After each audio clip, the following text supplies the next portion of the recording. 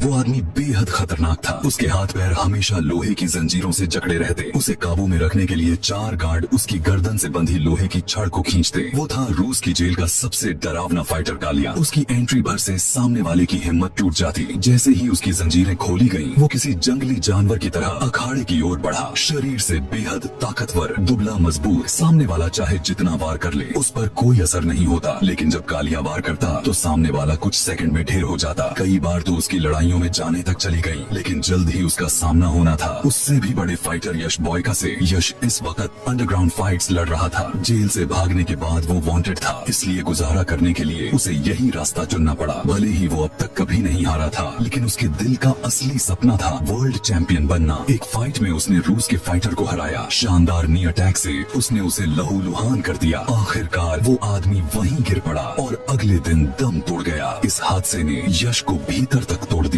जब उसने उसका बैग देखा, उसमें उसकी बीवी समीरा के लिए लिखा एक खत और उनकी तस्वीर थी। यश को लगा उसे अपनी गलती की भरपाई करनी होगी। वो समीरा को ढूंढने निकला, लेकिन पता चला कि उसके पति की हार से लोकल गैंगस्टर का बहुत पैसा डूब गया। गुस्से में उन्होंने समीरा को उठा लिया और उसे अंडरग्राउंड क्लब में काम करने पर मजबूर कर दिया। यश वहाँ पहुँचा तो गार्ड्स ने उसे पीट कर बाहर फेंक दिया। उसने बस इतना कहा कि वो समीरा से बात करना चाहता है, लेकिन गार्ड्स बोले वो बॉस की औरत है, तू है कौन? तीनों ने मिलकर उसे घेरने की कोशिश की, मगर कुछ सेकंड में यश ने सबको गिरा दिया। गैंग का डॉन भी आ गया। उसने यश की फाइटिंग देखकर डील रखी। समीरा को छोड़ना है तो मेरे लिए 3 फाइट्स जीत कर दिखा। यश ने बिना सोचे मान लिया। उसका मकसद अब सिर्फ एक था, समीरा को आजाद कराना। पहली फाइट में उसने अपने विरोधी को आसानी से हराया, लेकिन वार करने से पहले उसे समीरा के पति की याद आई और उसने विरोधी की जान बख्श दी। धीरे धीरे समीरा भी समझने लगी कि यश उसके लिए सब कुछ दांव पर लगा रहा है। दूसरी फाइट में उसे अचानक जुड़वा भाइयों से भिड़ना पड़ा। उनकी टीम वर्क से यश घायल हो गया। कमर में चोट आई, मगर दर्द सहते हुए उसने दोनों को गिरा दिया और जीत पक्की की। अब डॉन ने उसका सामना सबसे खतरनाक फाइटर कालिया से कराने का प्लान बनाया। तीसरी फाइट में यश ने छोटे मोटे चैंपियन को भी हराया, लेकिन चौथी फाइट ही असली थी। कालिया रिंग में उतरा तो पूरा हॉल दहशत से भर गया। यश को भी पहली बार डर महसूस हुआ। उसके सारे पंच और किक्स कालिया पर बेअसर थे। आखिरकार कालिया ने उसे बेहोश कर दिया। जब यश होश में आया तो समीरा की रोती हुई आंखें देखी। वो बार बार गिरकर उठता रहा। आखिरकार उसने कालिया की कमजोरी पकड़ ली। पैरों पर अटैक, तेज और लगातार किक से उसने कालिया को नीचे गिरा दिया। डॉन ने हार मानने के बजाय धोखा दिया। उसने अपने गुंडों से समीरा को उठवा लिया और यश पर हमला करवाया। गोलियां चली।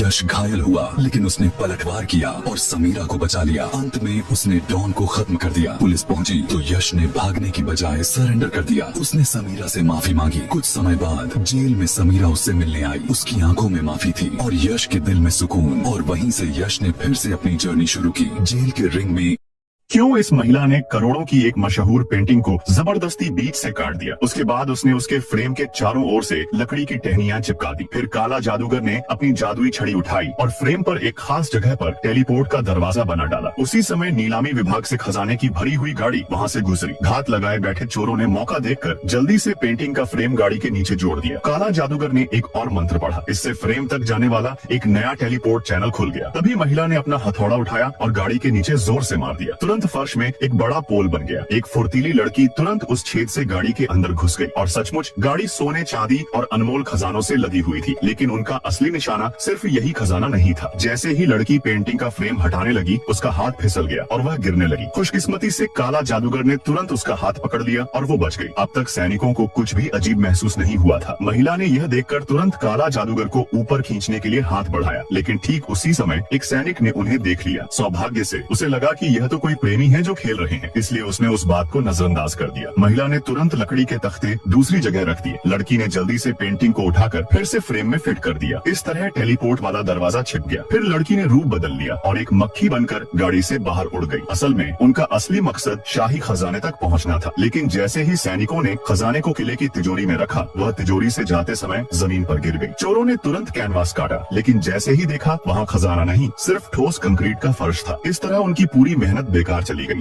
एक आदमी ने अपने बर्फीले जूते को साफ किया। उसने देखा कि उसके मुंह में एक सड़ा हुआ दांत था। अगले ही पल उसने उन्हीं जूतों के धारदार ब्लेड को उस सड़े दांत के पास टिकाया और एक बड़ा पत्थर उठाकर जोर से उस पर दे मारा। वो चीखते हुए बेहोश हो गया। जब होश आया तो जिंदा रहने की भूख ने उसे एक बार फिर खड़ा होने पर मजबूर कर दिया। अब वो विमान के मलबे को खोलने लगा। उसे उम्मीद थी कि शायद कुछ काम की चीजें मिल जाएं। पहले बॉक्स में कुछ खास नहीं निकला। दूसरे में एक वॉलीबॉल था। तीसरे में मिली एक जोड़ी बर्फीले जूते। उसने तुरंत ही जूतों को हथियार की तरह इस्तेमाल किया। इसके बाद उसे एक लंबी स्कर्ट मिली। उसने उसका निचला हिस्सा फाड़ दिया और उससे एक मछली पकड़ने का जाल बना डाला। किस्मत से एक छोटी मछली जाल में फंस भी गई, लेकिन जब उसने उसे खाने की कोशिश की तो उस मछली की कच्ची गंध इतनी तेज थी कि वह निगल नहीं पाया। इसके बाद वह आग जलाने की कोशिश करने लगा, लेकिन गलती से उसका हाथ कट गया। गुस्से और हताशा में उसने पास की चीजों को फेंकना शुरू कर दिया। लेकिन जैसे ही वो शांत हुआ, उसकी नजर वॉलीबॉल पर पड़ी, जिस पर एक लाल रंग का निशान था। उसने उसी गेंद पर एक इंसानी चेहरा बना दिया और उसे एक नाम दिया, विल्सन। वह विल्सन को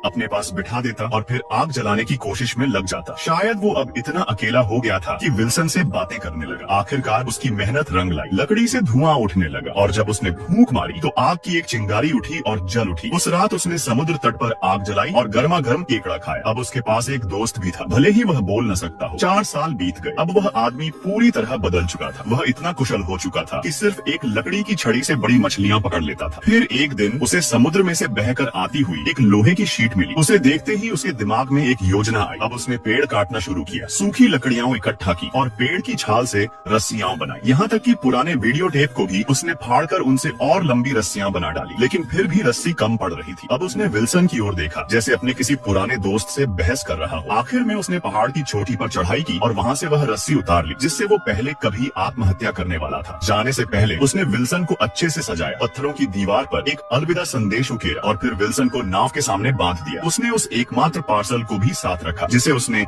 आज तक कभी खोला नहीं था। अब वह समुद्र की ओर निकल पड़ा। इस आदमी ने अपना हाथ जैसे ही कार के दरवाजे पर रखा, तभी देखते ही देखते उसका पूरा हाथ जल गया। जब उसने घबराकर बाहर देखा तो दहशत में आ गया। 8000 डिग्री का सूरज आसमान को चीरकर सीधे धरती पर आ पहुंचा था, जिससे कुछ ही पलों में समंदर का पानी उबलने लगा और पानी में रहने वाले सारे जीव जंतु तुरंत मर गए। डर के मारे आदमी ने जल्दी से कार की खिड़कियां बंद कर ली, लेकिन कोई फायदा नहीं था। सूरज की रोशनी फैलती गई और एक बड़े पुल तक पहुँच गई, जिससे पुल की रेलिंग चमकने लगी और चिटकने की आवाजें आने लगी। ये सब देखकर आदमी समझ गया यहाँ खतरा है, तो उसने गाड़ी भगाने की कोशिश की, लेकिन टायर तुरंत पिघल गए। तभी इतनी ज्यादा गर्मी हो गई कि पुल पर दरारें पड़ गईं, जिससे रेलिंग टूट गई और पुल गिरने लगा। पुल पर मौजूद सारी कारें समुद्र में गिर गईं और जोरदार धमाकों के साथ फट पड़ी और कुछ ही पलों में पूरा पुल तबाह हो गया। पर असली मुसीबत तो अभी शुरू ही हुई थी। इसके बाद सूरज की किरणें तेजी से शहर की तरफ बढ़ने लगी। कुछ ही सेकंड्स में सूरज की ताकत ने पूरे शहर को जलकर राख कर दिया। रोशनी के सामने आने वाली हर एक चीज तबाह हो गई, लेकिन आखिरकार वैज्ञानिकों ने कोई उपाय निकाला और सूरज को रोक कर